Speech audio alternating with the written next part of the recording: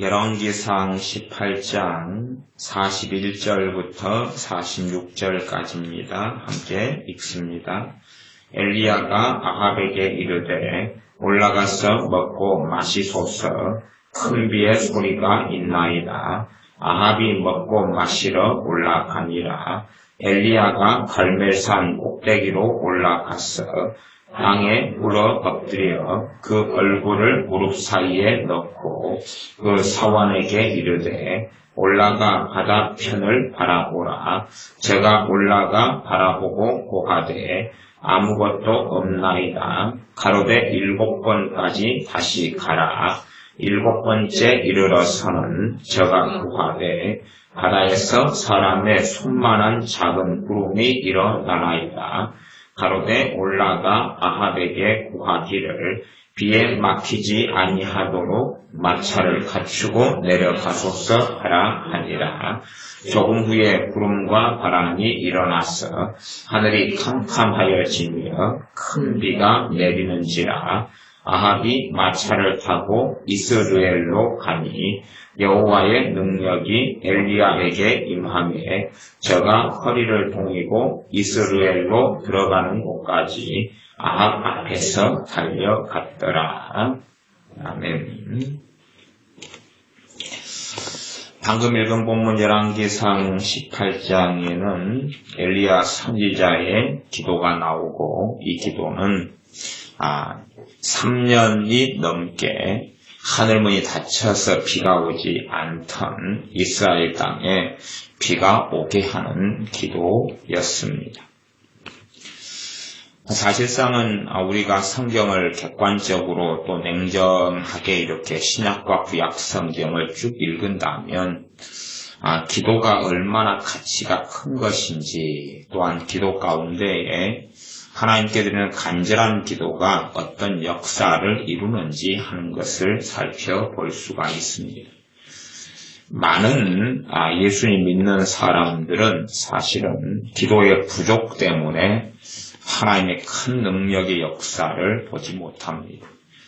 자신이 기도하지 않거나 기도를 해도 정말로 능력 있고 힘 있고 간절한 기도를 드리지 아니하고 대강 그냥 지나가는 식으로 아니면 짧게 간단하게 또 그런 식의 기도를 몇 차례 그렇게 하면서 하나님께 책임을 전가하고 떠넘기기를 좋아합니다.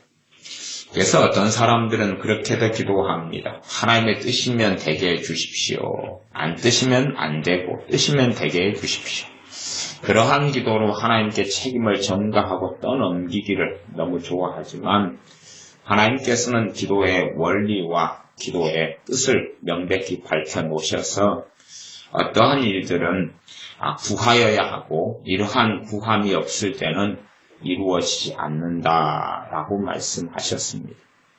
사실상은 이제 우리가 우리 자신들 또한 공동체를 위한 기도를 넘어서서 다른 내 가족, 내 형제와 타인의 어떤 인생과 삶의 변화를 놓고 기도하는 것, 그것이 얼마나 쉬운가 어려운가 할 때에 당연히 굉장히 어렵다 그렇게 말씀드려 왔습니다.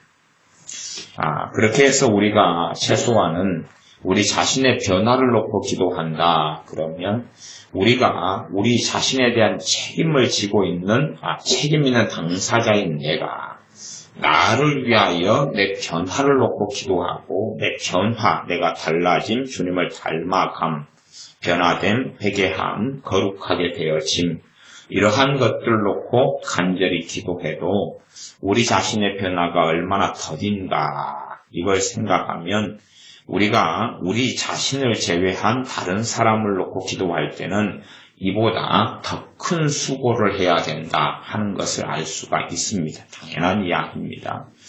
나 외에 타인을 위한 변화의 기도는 나를 위한 변화의 기도보다 수배 이상의 수고를 해야지 열매를 거둘 수 있을 수도 있고 없을 수도 있습니다. 왜냐하면 각자의 회개는 그 사람에게 달린 문제이기 때문에 그렇습니다. 각자의 구원은 명백하게 그 사람에게 달린 문제여서 우리가 아무리 기도한다 할지라도 그 사람이 심령이 가난케 되지 않고 그 사람이 하나님께 마음을 열지 않는다면 그렇다면 그 기도는 역사하지 않을 때가 너무나 많게 되어집니다. 일단 이제 그런 전제 속에서라도 지금 열왕기상의 기도는 비가 오지 않았는데 비가 오게 하는 기도입니다. 하늘문이 닫혀져 버렸는데 그래서 이 기도를 통하여 야고보서 5장에도 이 사건에 대하여 먼저는 비가 오지 않게 하는 기도, 이 엘리야 선지자의 비가 오지 않게 하는 기도를 통하여 3년 반이나 하늘문이 닫혀 있었다 하는 내용을 이야기합니다. 엘리야 선지자의 간절한 기도를 통하여서 하늘문이 닫혀버렸다. 그 상황에서 이제 이 자연계의 비, 자연계의 구름이라는 것은 자취를 거의 감춰버리고 말아서 비가 올 가능성을 거의 제로같이 만들어버리고 말았습니다. 그런 상황 속에서 다시금 엘리야 선지자는 하나님께 기도하는데 그 기도의 모습을 한번 봐보겠습니다.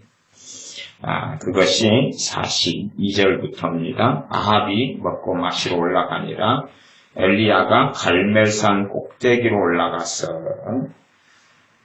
땅에 꿇어 엎드려 그 얼굴을 무릎 사이에 넣고 그 사환에게 이르되 올라가 바다편을 바라보라. 꼭대기에 올라갔는데 또 올라가라. 그것은 엘리야 선지자가 간 것은 꼭대기는 맞는데 꼭대기 중에서도 한 능선이 좀 더 있는 곳 아래쪽에 머물러 있었던 상황입니다. 갈멜산의 시도를 보면 그런 것을 좀 알 수가 있습니다. 이 꼭대기 아래에, 꼭대기에 속하는데 꼭대기 아래에 있는 봉우리였는데 거기에서 간절하게 기도하고 있으면서 사환에게 꼭대기에 올라가서 더 위로 올라가서 바다편을 바라보라 그렇게 지시를 합니다. 제가 올라가 바라보고 고하되 아무것도 없나이다. 엘리야 선지자는 땅에 꿇어 엎드려서 그 얼굴을 무릎 사이에 넣었다. 여러분이 한번 꿇어 엎드린 상태 속에서 우리의 머리가 과연 무릎 사이에 들어가는가 하는 것을 살펴보면 쉽지 않지요. 몸이 유연하고 부드러운 사람조차도 이 머리가 무릎 사이에 들어가는 것은 쉽지 않다는 것을 압니다. 그렇다면 얼마나 엘리야 선지자가 간절하게 기도했는가. 단지 머리를 무릎 사이에 넣으려고 하는 수고가 아니라 이것은 그가 얼마나 간절하게 하나님께 부르짖어 기도했는지를 말씀해 주는 겁니다. 우리는 참으로 어리석게도 하나님의 뜻을 자꾸 구하고 찾지만 많은 하나님의 뜻은 성경에 명시되어 있고 적시되어 있습니다.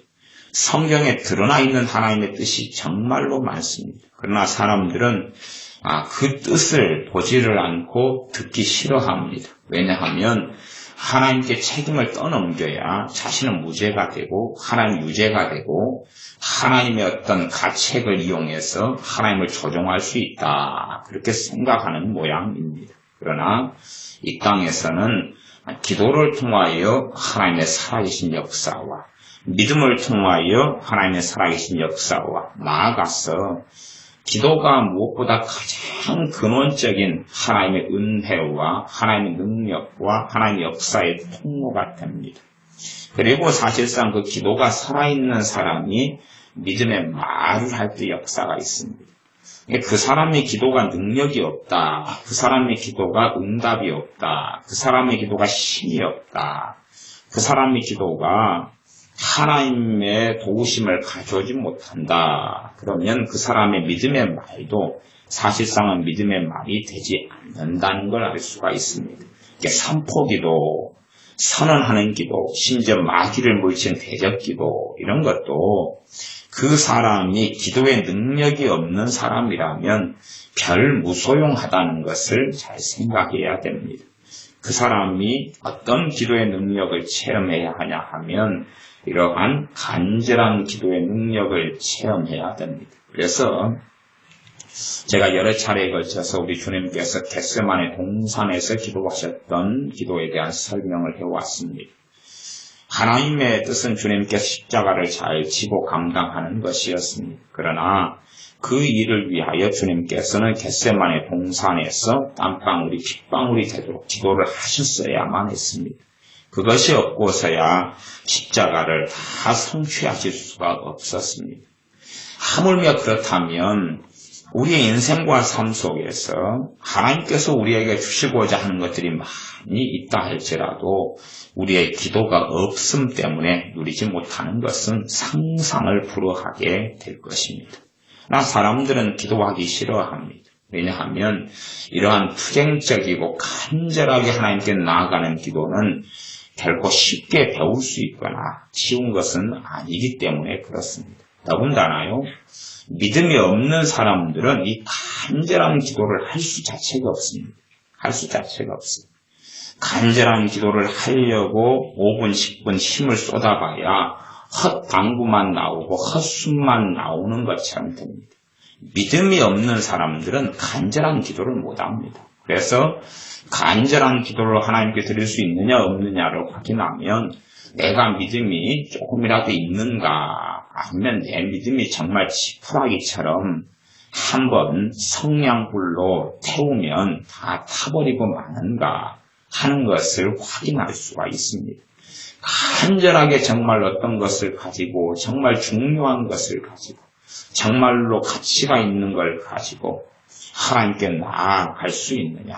지금 또한 현재 내가 가지고 있는 문제거리를 가지고 간절하게 하나님께 나아갈 수 있느냐 해보면 됩니다. 해보면 믿음이 있는 사람은 그 믿음만큼 그 부분이 가능하고요. 믿음이 없는 사람은 좀 하다가 멈춰버리고 안 됩니다. 그래서 성경은 믿음은 들음에서 나며 들음은 그리스도의 말씀으로 말미암느니라. 하나님에 대한 확고한 믿음, 하나님의 말씀에 대한 확고한 믿음이 내가 얼마나 있는가, 내가 얼마나 예배당에 출입하고 설교를 얼마나 듣는가의 문제가 아니라 하나님의 말씀이 내 안에 새겨지고 역사하는가, 그런 것이 있을 때에 간절한 기도가 가능합니다. 그렇기 때문에 믿는 신자들이 참 많은 사람들이 나는 믿음이 있노라 그렇게 주장하지만 거기에 믿음은 단지 구원받는 믿음의 문제가 아니라 본질적으로 하나님을 믿고 섬기고 삶 속에서 하나님을 신뢰하는 하나님의 약속을 근거하여 살아가는 믿음을 이야기해야 합니다. 그것이 있노라라고 착각하지만은 정말로 간절한 기도를 할 수 있는 사람은 드물다 그 말입니다. 드물다는 이야기는 제가 그냥 편의적으로 그렇게 말씀드리겠습니다. 신앙생활 하는 사람들의 절반이 안 될 거다. 그래서 이 간절한 기도를 이 엘리야 선지자가 여기에서 갈멜산에서 하지 않았다면 아마도 무수히 많은 이러한 어린아이들, 가족들은 농사가 안 되었기 때문에 굶어 죽어갔을 것입니다.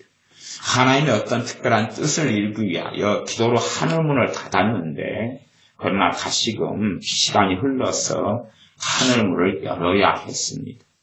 하지만 그것이 하나님께서 그냥 열어주시는 문제가 아니라 이 땅에서는 엘리야 선지자라는 하나님의 사람 혹은 다른 이라도 하나님께 정말로 헌신하며 땀을 흘리며 간절하게 기도하는 그 역사가 있을 때에 하나님은 일하실 수 있으시다 하는 것입니다. 그래서 나중에도 대환란기에 대해서도 주님께서 말씀하시기를 대환란의 날들이 감해지도록 너희가 기도해야 된다. 그렇게 말씀합니다. 대환란의 날들이 감해지도록 기도해서 그 기도가 하나님께 상달되면 그 날들을 감해 주실 것이고 그 날들이 감해지지 않으면 그때에는 정말로 대환란기의 어느 후반이 되면 아무도 구원받지 못할 것이다. 그 극심한 대환란에서는 아무도 주님을 신뢰하고 믿는 믿음을 가지고 설 수 없을 것이다. 왜냐하면 환란이 너무 극심하여서 보통의 믿음도 견딜 수가 없고 아주 강한 믿음이라 할지라도 견딜 수 없는 환란의 때이기 때문에 그렇다 하는 말씀을 하십니다. 그러니 사람들이 정말로 하나님의 뜻이면 이렇다 저렇다 하지만 하나님의 뜻은 참으로 많이 기록되어져 있습니다. 너희를 향한 나의 생각을 안 하니 재앙이 아니라 평안이요 장래에 소망을 주려 합니다. 그러한 일반적인 하나님의 뜻부터 병든 사람에게는 주께서 너희가 치유받기를 원한다. 너희가 건강케 되기를 원한다. 너희가 강건하게 되기 원한다. 내가 채찍에 맞음으로 너희가 나음을 입었다 하는 말씀부터 시작하여서 하나님의 뜻에 대한 수한 말씀이 있습니다. 그러나 사람들은 믿음이 사실은 준비되지 아니하고 하나님 말씀 앞에 확고하게 서지 않기 때문에 제 생각에는 믿는 사람들이 한 절반 이하도 제가 그냥 기준선을 절반 정도로 잡았습니다. 편리상. 그런 사람만이 겨우 간절한 기도를 할 수 있을 것이고 남은 사람들이야 허풍선이가 되고 그런 믿음 자체가 사실은 없다는 것이 간절한 기도를 하다 보면 드러나고 맙니다. 그런 기도를 할 수가 없다는 거지. 엘리야 선지자 정도의 기도까지는 우리가 생각하기 어렵지만 그러나 그런 정도의 기도 또한 간절히 하나님께 나아가는 그런 기도, 그런 탄원하고 부르짖는 그런 기도를 할 수가 없다. 할 수 없는 이유는 여러 가지가 있습니다. 그 중에 근원적인 것은 그의 믿음이다 그랬습니다. 믿음이 별로 없거나 그의 믿음은 강하지 않고 견고하지 않고 뿌리가 없거나 뿌리가 약하거나 뿌리가 썩어 들어가고 있기 때문에 그렇다. 그런 것도 있고 또한 그 사람이 하나님께 나아가서 기도하는 데 있어서 정말로 자기의 원함과 하나님의 원함 자체를 일치시키지도 않고 나아가서 무책임한 경우 책임을 하나님께 전가시키고 환경에 책임을 떠넘기고 부모에게 책임을 전가시키고 이렇게 살아나가는 사람은 내 책임의 인생과 삶이 아닌데 내가 왜 책임을 질 필요가 있느냐 하는 생각들도 그 안에가 들어가 있습니다. 계속 성경을 읽어봐 보겠습니다. 18장 43절입니다. 그 사환에게 이르되 올라가 바다편을 바라보라. 제가 올라가 바라보고 고하되 아무것도 없나이다. 가로되 7번까지 다시 가라. 7번째 이르러서는 제가 고하되 바다에서 사람의 손만한 작은 구름이 일어나나이다. 가로되 올라가 아합에게 고하기를 비에 막히지 아니하도록 마차를 갖추고 내려가소서 하라 합니다. 몇 가지 내용을 생각해 볼 수 있습니다. 제가 어제나 신방가서도 그런 말씀을 드렸습니다만 정말 많은 사람들은 환경에서 하나님의 음성을 들으려고 생각하는 어리석은 사람들이 많습니다. 그러나 환경에서 하나님의 음성을 들으면 안 됩니다. 환경에서 듣는 하나님의 음성이라는 것은 정말 우습고 우스운 것입니다. 왜냐하면 환경을 어떻게 해석하느냐는 것은 자기 마음대로이기 때문에 그렇습니다. 그리고 자기 마음대로 어떤 막히진 환경 상황, 답답한 환경 상황, 문제가 있는 환경 상황을 가지고 사람의 본성 자체는 나는 무죄이고 싶고 나는 문제가 없는 사람이고 싶고 책임 전가하고 싶고 나는 이 무책임하고 책임이 짊어지고 싶지 않기 때문에 그 누군가에게 책임을 자꾸 떠넘기려는 경향을 가지고 있어서 환경을 가지고 해석하는 것이 아주 이기적이고 자기 본의적이고 자기 중심적인 해석을 참 많이 합니다. 그러나 환경을 가지고 성경을 해석하거나 환경을 가지고 하나님의 뜻을 재단하고 판단하거나 하는 것은 정말로 맞지 않는 일입니다. 아주 맞지 않는 일입니다. 그래서 예수 믿는 사람들은 환경을 통해서 하나님의 음성을 들으려 해서는 안 되고요. 예외는 있습니다만은 그건 가당하지 않고 첫째는 하나님의 말씀을 통해서 두 번째는 성령의 역사하심을 통해서 성령의 역사하심 가운데도 우리 안에 임하신 성령 하나님께서 내적인 확신과 음성으로 그게 진리 가운데 역사하시는 음성을 들어야 됩니다. 그게 가장 기본적이고 근원적인 것입니다. 성령님은 감동, 주님의 감동, 말씀을 통해 역사하시는 음성들을 들어야 마땅하다 하는 것입니다. 가령 이 사건을 가지고 이야기한다면 엘리야 선지자가 간절히 하나님께 기도했는데 사환이 올라가 보더니 아무 일이 없다 그럽니다. 환경을 통해 음성을 들으려 한다면 그런 해석이 가능하지 않겠습니까? 하나님 뜻이 아닌가 보다. 하나님이 응답하지 않으시려는가 보다. 두 번째 또 가라 그랬습니다. 아무 일이 없는데요. 환경이 맞겠지 않습니까? 기도를 2번 했는데 응답이 없지 않습니까? 뜻이 아닌가 보다. 그럼 될 것 아닙니까? 세 번째 보냈습니다. 맞겠지 않습니까? 그러니까 뜻이 아닌가 보다. 그럼 될 거 아닙니까? 그리고 뜻이 아니니까 비가 오도록 기도하는 거 하나님 뜻이 아니니까 나는 책임 면제 그리고 하산하면 될 것 아닙니까? 그렇게 환경을 통해서 하나님의 음성을 들으려 한다면 얼마나 우습고 우스우냐 하는 것이지요. 그런 것처럼 성경에서 환경을 통해 하나님의 음성을 듣는다 하는 것은 참 바보 같은 일입니다. 요셉이란 하나님의 사람이 노예로 형제들의 손에 팔려 애국으로 갑니다. 그러면 요셉 입장에서 환경을 통하여 하나님의 음성을 들으려면 어떻게 듣겠습니까? 내가 노예로 팔려갔다. 그러면 이게 무슨 일인고? 과연 해석이 되겠습니까? 아니면 다니엘 선지자가 기도를 하루에 3차례씩 간절히 기도하다가 그 결과로 사자굴에 던져집니다. 그걸 통하여 환경을 통해 음성을 들으면 뭘 들어야 됩니까? 기도하지 말란 뜻입니까? 사자굴에 던져졌는데 자신의 죄를 들다보고 들춰보고 내가 무슨 죄가 큰 죄가 있기 때문에 사자굴에 던져지는 것 같다라고 살펴야 되는 것입니까? 아니면 다니엘의 세 친구가 용광로 속에 풀무불 속에 던져졌을 때에 환경을 통하여 하나님의 음성을 들으려 했다면 어떻게 되는 거냐 하는 것입니다.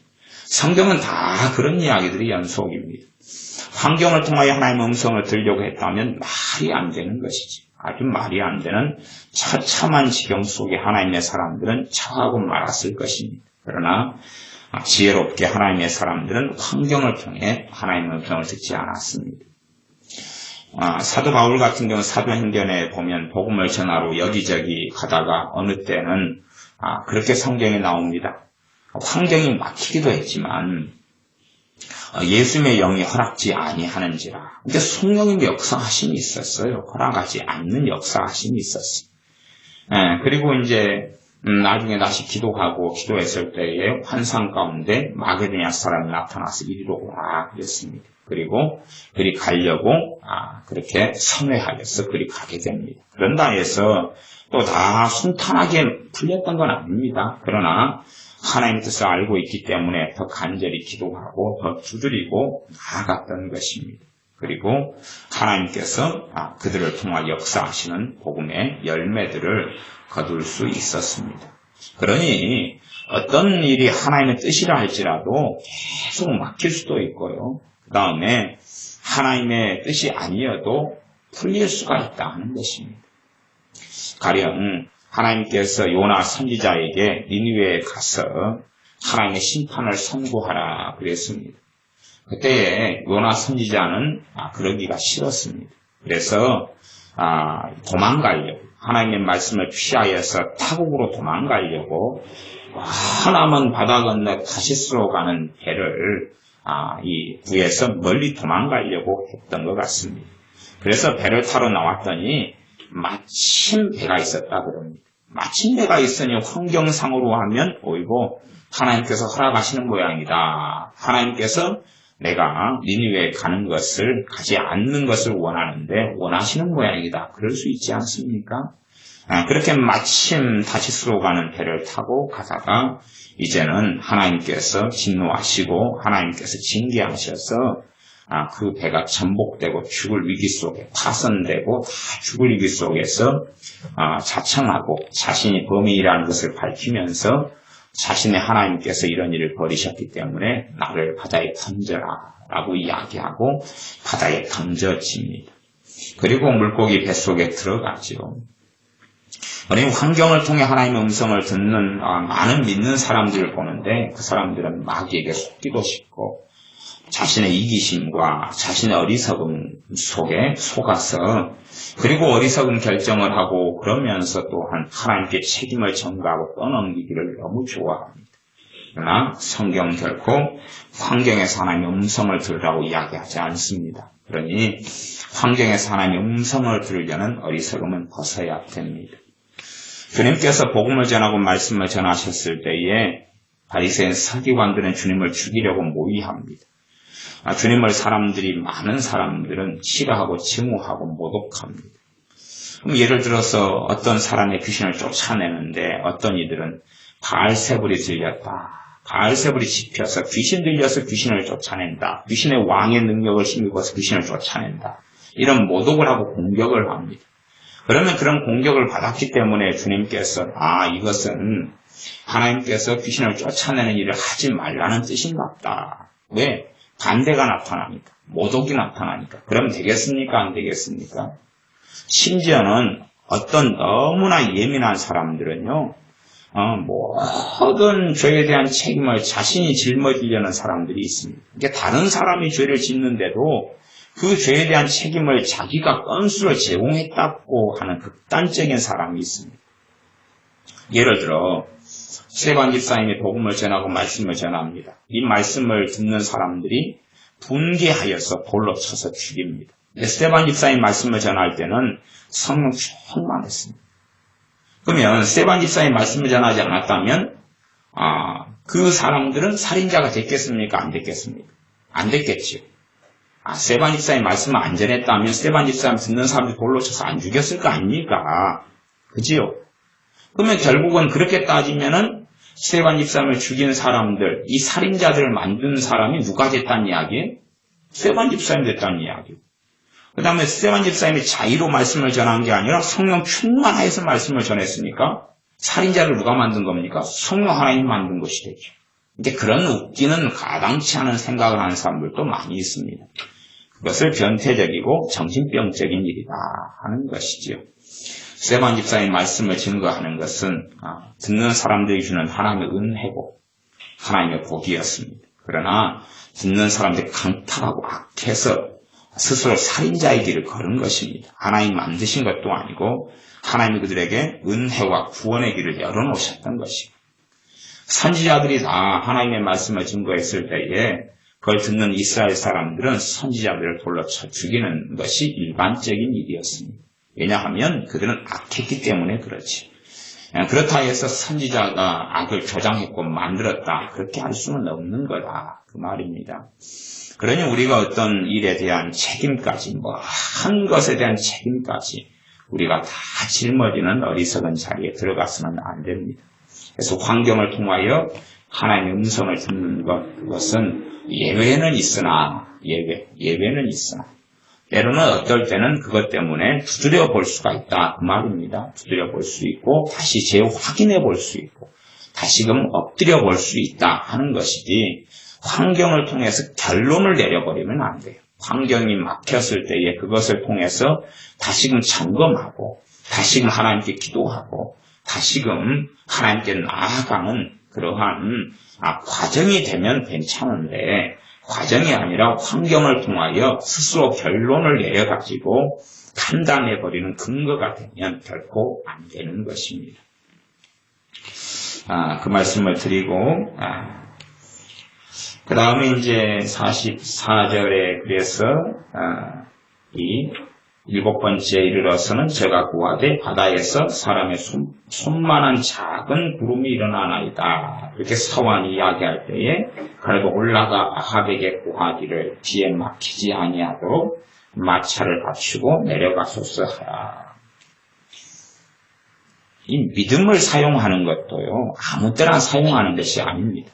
지금 선지자는 이제 손만한 작은 구름이 일어났다는 걸 듣고 그는 이제 결론을 내리게 됩니다.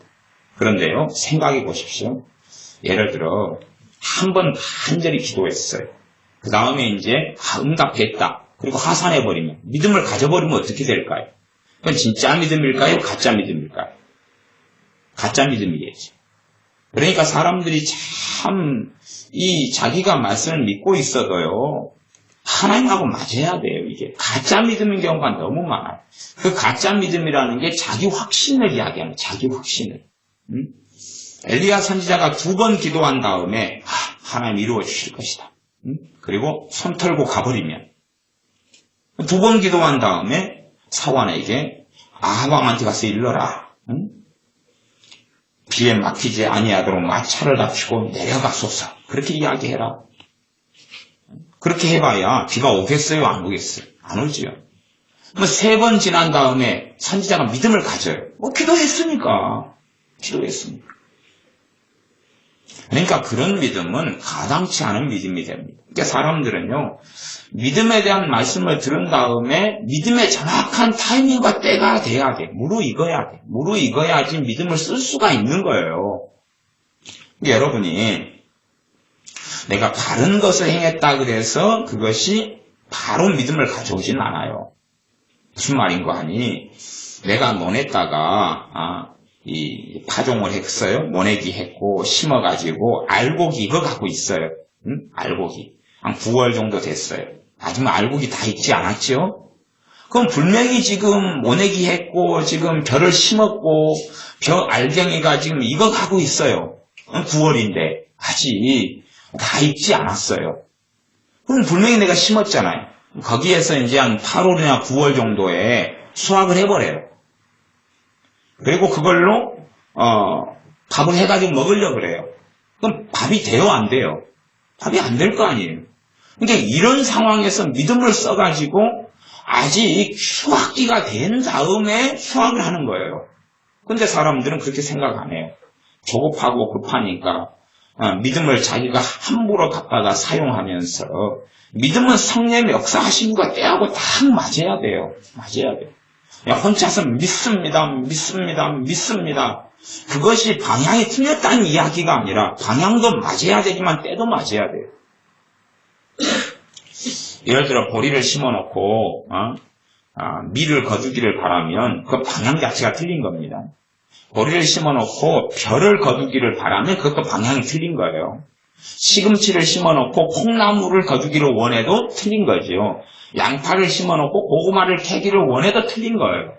그러나 내가 벼를 심어놓고 수확기가 아닌 여름에 벼를 거둘래 해도 틀린 거예요. 우리 한국의 계절 기후로 말한다면요. 그런 거하고 똑같은 것이. 그러니까 사람들은요, 방향이 맞으면, 지금 벼를 심었어. 모내기를 지금 했어. 그러니까, 4월에 했던, 5월에 했던, 모내기를 했어. 그러니 이제 한 2달 키워서 여름이 됐어요. 여름에 지금 수확해버리자. 맞지 않나? 지금 벼 심어놨으니까, 지금 수확해버리면 열매를 거둘 수 있을 것 아닌가. 근데, 거두어 놓으면 지금의 수고가 다 무용지물이 돼버립니다. 아니, 그러면은 혹시, 이 벼를 심어놓은 다음에, 모내기 한 다음에, 2달 뒤에 수확을 했어요? 2달 뒤에 그냥 다 잘라가지고 낫으로 했든지, 어쨌든 다, 했어요. 그러면, 이제 예를 들어서 한 5월부터 11월까지 한 6개월을 농사를 짓는다. 벼를 심어서 벼농사를 해야 되는 기간이다. 그러면 2개월 뒤에 수확하면 혹시 가을에 얻는 수확량의 3분의 1을 얻을 수 있습니까? 3분의 1? 아니면 한 달 뒤에 수확하면 6분의 1을 거두고 2달 뒤에 수확하면 3분의 1? 석 달 뒤면 절반이니까 50% 수확량을 얻냐 그 말이죠. 거기에서 뽑아버리고 거기에서 수확한다고 다 잘라버리고 캐내버리면 모든 수고, 2달간 했던 수고, 석 달간 했던 수고, 한 달간 했던 수고가 다 무용지물이 되는 것입니다. 그러니까 믿음은 내 편리적으로 사용할 수 있는 게 아닙니다. 이 믿음에 대해서 사람들이 이해를 잘 못했어요. 지금 믿음을 언제 사용하냐 그러면 지금 7번 간절히 기도한 다음에 하늘에 손바닥만한 구름이 떴어요. 그 다음에 그것을 통하여 엘리야 선지자가 하나님께 응답을 받았다는 걸 알게 됩니다. 지금 먹구름이 밀려오고 비가 쏟아질 때까지가 아니라 손바닥만한 구름이 떴어요. 그리고 알게 되어져요. 그에게 임한 성령 하나님의 역사를 통하여 저것이 하나님께서 응답했다는 것을. 그리고 그때 믿음을 사용해요. 6번째도 아니고 5번째도 아니고 4번째도 아니고 7번을 기도해서 그 기도의 양을 채웁니다. 간절한 기도로 기도의 양을 채워요. 그 다음에 이제 믿음을 사용해서 사원에게 왕한테 가서 이렇게 해라 그럽니다. 그러니 우리가 아무 때나 믿음을 사용하고 아무 때나 믿음을 쓰고 특별히 그것이 기도에 대해서 기도 응답에 대해서 그렇게 쓰는 것은 참 어리석을 때가 많습니다. 은사적인 믿음 사용과 우리가 하나님께 기도하면서 가지는 믿음 사용은 사실은 공통점이 있으나 다른 점들이 아주 많이 있습니다. 그래서 우리가 하나님께 간절히 기도하는 것을 절대 등한히해서는 안 됩니다.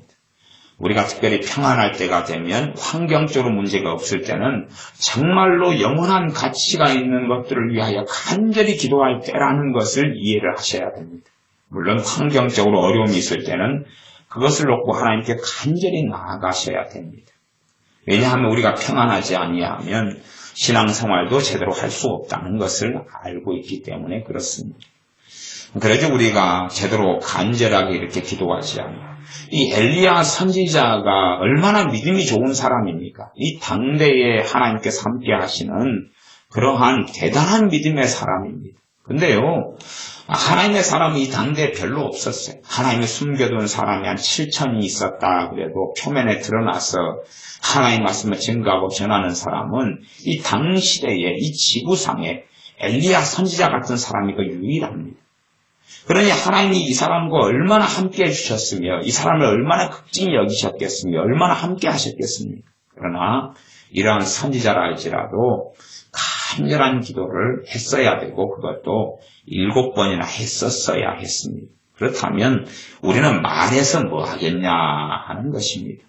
우리 주님 대신 예수 그리스도께서 십자가에 달리시기 전에 겟세마네 동산에서 핏방울이 땀방울이 되도록 그렇게 1시간 이상의 기도를 3번이나 간절히 하셨고 그러한 기도를 통하여 하나님의 뜻과 하나님의 원하심을 성취하셨다면 우리는 어떠해야 하느냐 하는 것입니다. 그래서 예수님의 사람들이 간절한 기도를 신앙생활 가운데 이 정말 간절히 기도하고 부르짖는 기도를 경험하지 못하는 사람들 또한 그렇게 나아가지 않는 사람들 그런 사람들의 믿음이라는 것은 별로 가치가 없는 믿음이 됩니다.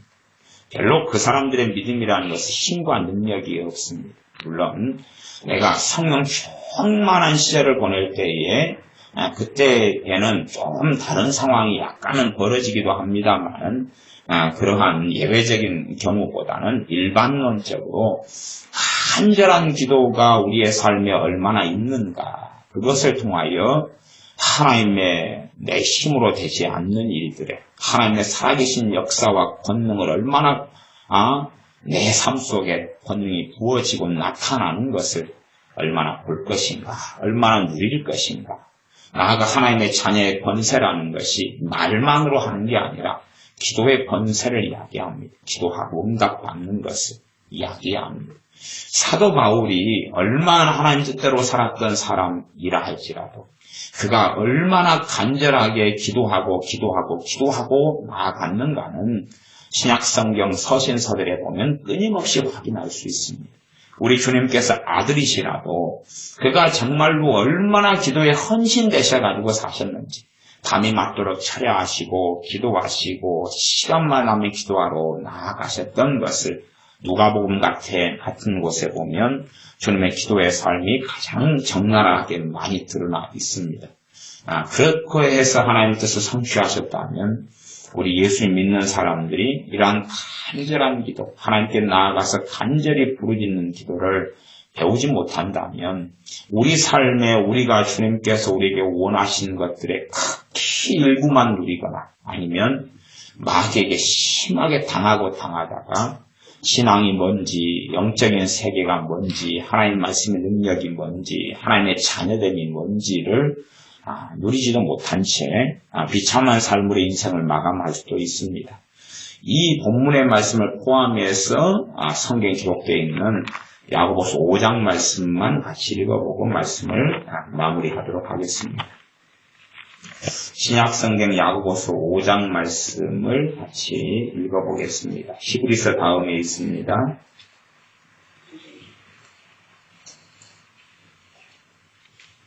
야고보서 5장 15절부터 18절입니다.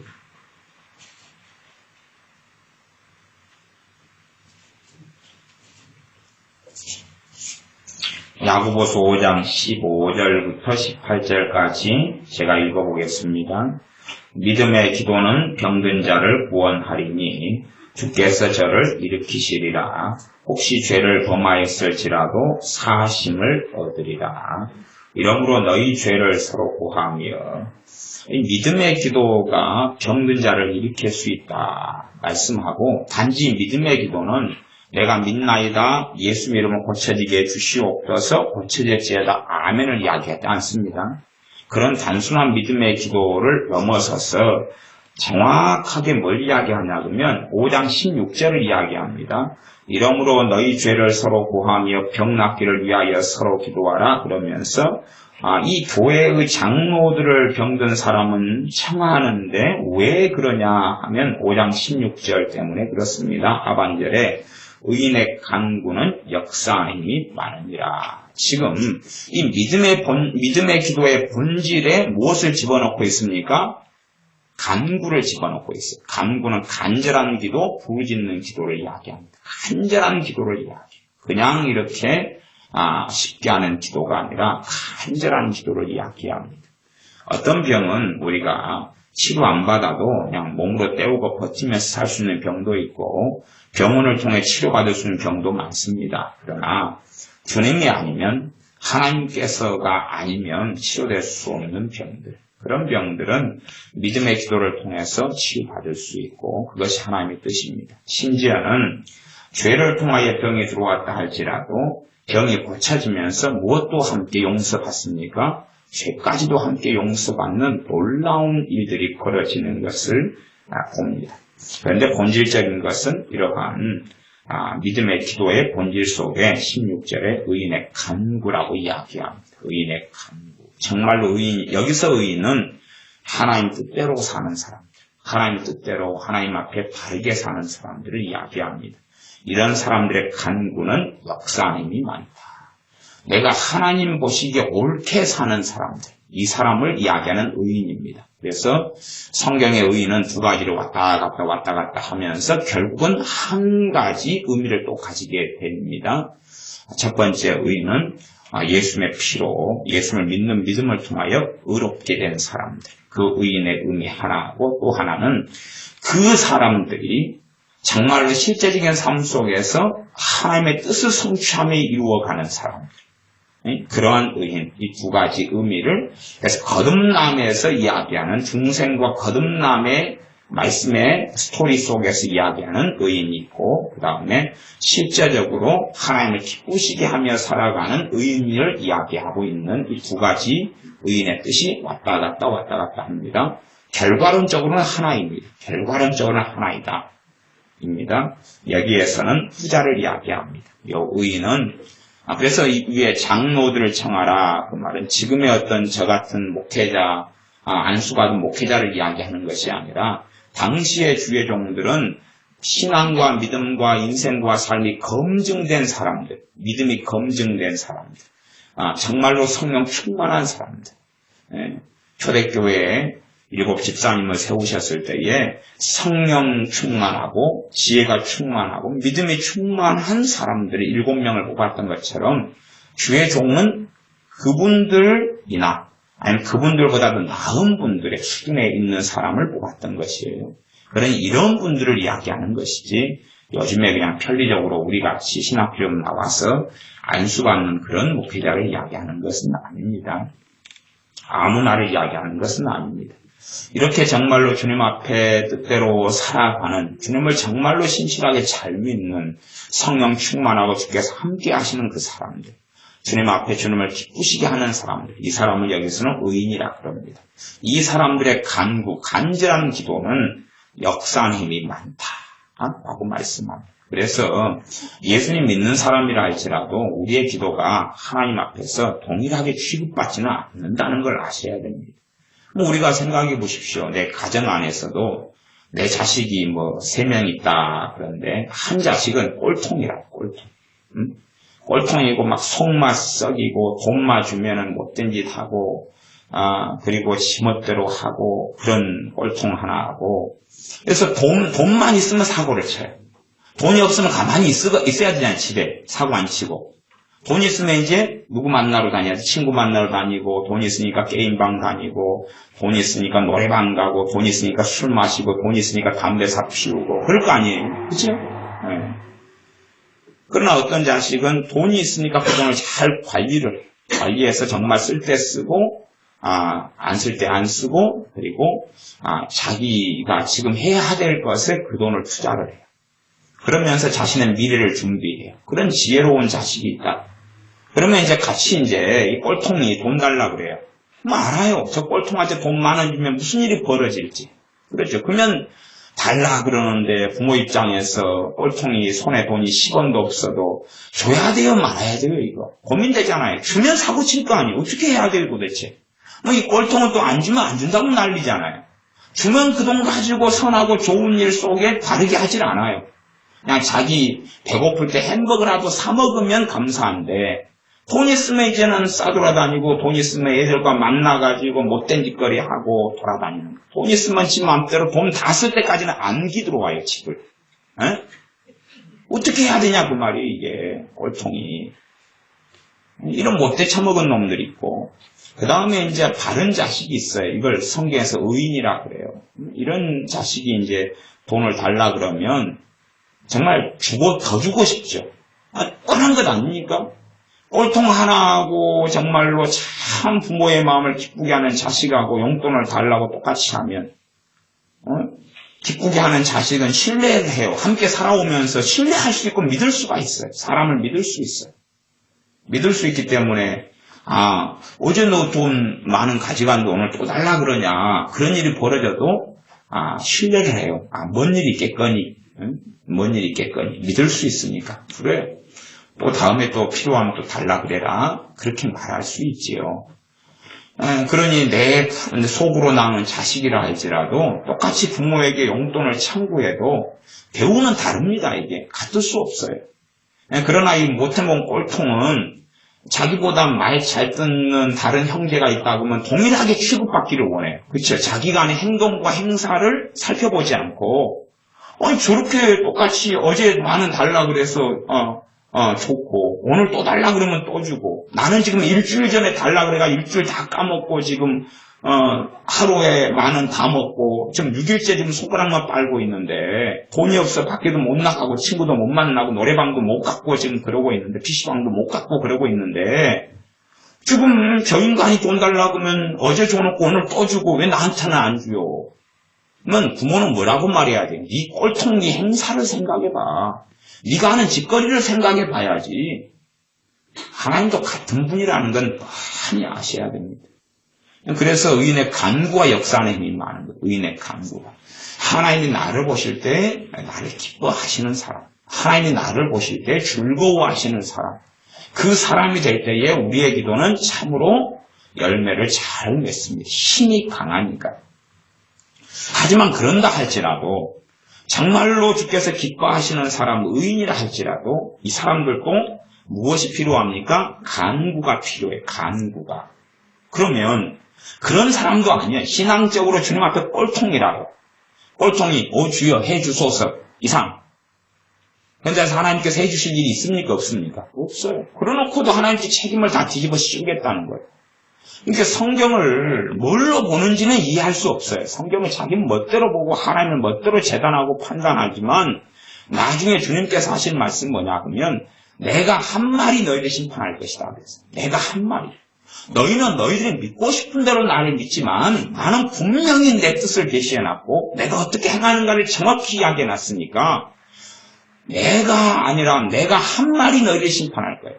내가 한 말씀으로 너희와 논쟁하게 되고 변증하게 되고 너희를 가만두지 않을 거야. 라고 말씀하셨습니다. 그러니 우리가 어떤 식으로 기도에 대해서 예수님의 사람들은 당연히 다 기도의 사람이 돼야 됩니다만은 기도를 내 편리적으로 내 멋대로 생각해서는 안 되고 말씀이 어떻게 이야기하는가를 정확히 주의해 봐야 됩니다. 그러면 의인도의 간구가 필요할 때들이 있는데 그렇지 않은 사람, 신앙적으로 꼴통, 주님이 보실 때에 아주 그냥 별로 꼴 보기 싫어요. 이런 사람들 하는 기도야 어떻게 돼야 하나님의 들으심을 받겠느냐 하는 것입니다.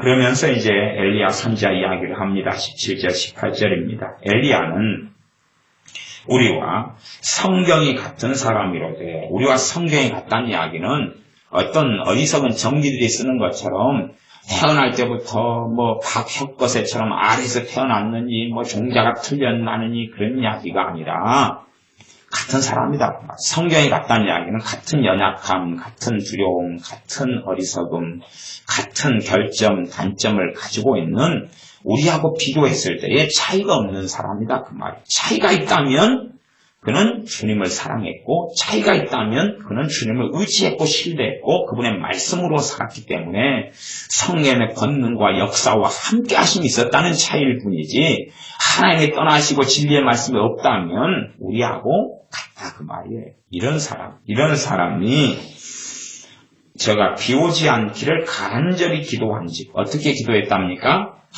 간절히 3년 6개월 동안 땅에 비가 안 왔다. 그것도 하나님께서 선지자니까 사사로이 기도했겠습니까? 안 했겠습니까? 사사로이 안 했죠. 왜? 3년 반 동안의 기근이 들어버리면 이 죄로 인하여 심각하게 타락한 이스라엘 땅에 얼마나 많은 아이들은 굶어 죽어야 되고, 얼마나 많은 사람들은 먹을 게 없으니 담을 뛰어넘어야 될 거 아니에요. 그치? 도둑놈이 되고 강도가 되고 그 다음에 약탈을 해야 되고, 얼마나 사회는 혼란스러워져 버리냐 그 말이에요. 그러나 하나님의 뜻이 있기 때문에 선지자는 기도를 통하여 비가 안 오도록 막아버렸고, 3년 반 동안 비가 안 와버렸으면 농사는 가능하지 않습니다. 어지간한 저수지 다 말라버리고요. 그 다음에 저수지를 제대로 파고 준비했던 복지의 시대도 아니에요. 그렇기 때문에 작은 저수지 가지고는 어떻게 못 해보고요. 거기에 큰 강 옆에 사는 사람들만 좀 생존하고 살고 나머지는 감당이 안 되는 것입니다. 심지어 이렇게 3년 반 동안 비가 안 왔기 때문에 선지자도 먹을 게 없어요. 이 엘리야 선지자도 먹을 게 없어서 까마귀가 먹을 것을 공수해 가지고 왔어요. 공수부대 까마귀. 그래가지고 까마귀가 먹을 것을 챙겨가지고서 먹고 살았어요. 선지자도. 그러니 다른 사람들은 얼마나 비참하게 되어졌겠느냐 하는 것입니다. 그러나 하나님의 뜻이 있기 때문에 기도를 통하여 하늘을 닫아버렸습니다. 하나님의 뜻이 있기 때문에. 그러나 하나님의 뜻을 이루기 위해서도 간절히 기도를 했어야 한다고 성경에 기록되어 있어요. 간절히. 하나님의 뜻인 것도 간절히 기도해야 된다. 3년 6개월 동안 땅에 비가 아니 오고 18절 다시 기도하는지, 그것이 오늘 봤던 성경 본문이었지요. 하늘이 비를 주고 땅이 열매를 내었느니라. 비가 오니까 이제 이 모든 식물은 물이 있어야 살지요. 물이 있어야 사니 이제 땅이 열매를 맺을 수 있었고, 이제는 다시금 농사가 됐고 다시금 과수원이 됐고 그런 때가 되었습니다. 다시 기도하는 것도 얼마나 7번을 갈멜산에서 간절히 기도했느냐를 우리는 함께 살펴보았습니다. 그러니 우리의 기도가 어떠해야 하느냐. 예수 믿는 사람들은 반드시 간절한 기도의 능력을 체험하는 사람들이 돼야 되고, 정말로 간절히 하나님께 나아가는 사람들이 돼야 됩니다. 간절히 기도할 수 있는 사람들이 돼야 돼요. 그 다음에 믿음도 함부로 쓰는 문제가 아니라 정말로 간절히 기도한 다음에 하나님의 때가 무르익었을 때 믿음을 사용하고 믿음의 선포로 사용할 수 있는 거예요. 그냥 아무 때나 될지어다, 될 줄을 믿나이다 한다 해서 되는 문제는 아니에요. 그래서 사람들은 자기 스타일의 믿음을 가지고 살려 하고 확신 속에서 살아가지만, 선지자는 정확하게 7번 기도가 다 채워지고 그 다음에 손바닥만한 구름이 뜨면서 하나님의 응답이 온 다음에야 믿음의 선포를 하고 선언을 합니다. 그래서 바른 열매를 거두는 것을 봅니다. 우리의 삶 가운데 반드시 주님의 사람들인 우리가 간절한 기도를 배우고 하나님께 탄식하며 탄원하며 부르짖으며 나아가는 기도를 배워서 그 기도를 통해서만이 정말로 중요한 선한 열매들을 가져올 수 있고 그 기도를 통해서만이 때로는 영혼을 살릴 수 있고 그 기도를 통해서만이 사람 인생과 삶의 변화의 단초와 변화의 기초와 변화의 풍경을 준비시킬 수 있습니다. 기도하겠습니다. 아버지 하나님, 우리가 간절한 기도를 배우도록 도와주시고 하나님의 사람들이 다 간절한 기도의 능력을 체험한 사람들이 믿음의 선진들이었고 과거의 하나님의 사람들이었고 현지의 하나님의 사람들인 것처럼 우리도 간절한 기도를 배우게 하시며 부르짖는 기도를 배우게 하시고 하나님께 탄식하며 간절히 부르짖으며 나아갈 때에 기도에 응답하시는 하나님을 배우게 하여 주시옵소서. 우리가 간절하게 기도하지 않았기 때문에 얼마나 많은 어려움에 처했으며 하나님께서 준비하신 많은 도피처와 도우심과 능력과 권능이 없었는지 그러면서 모든 책임을 그렇게 간절히 기도하지 않는 내 자신이 아니라 다른 환경이나 하나님께나 다른 이들에게 책임을 떠넘기고 말았는지 돌아볼 때에 우리 어리석음을 회개합니다. 그리하오니 간절히 기도하는 것을 배우게 하시며 그때에 우리의 믿음의 현주소를 또한 확인하게 하여 주시옵소서. 예수님의 이름으로 기도하옵나이다. 아멘. 기도하겠습니다.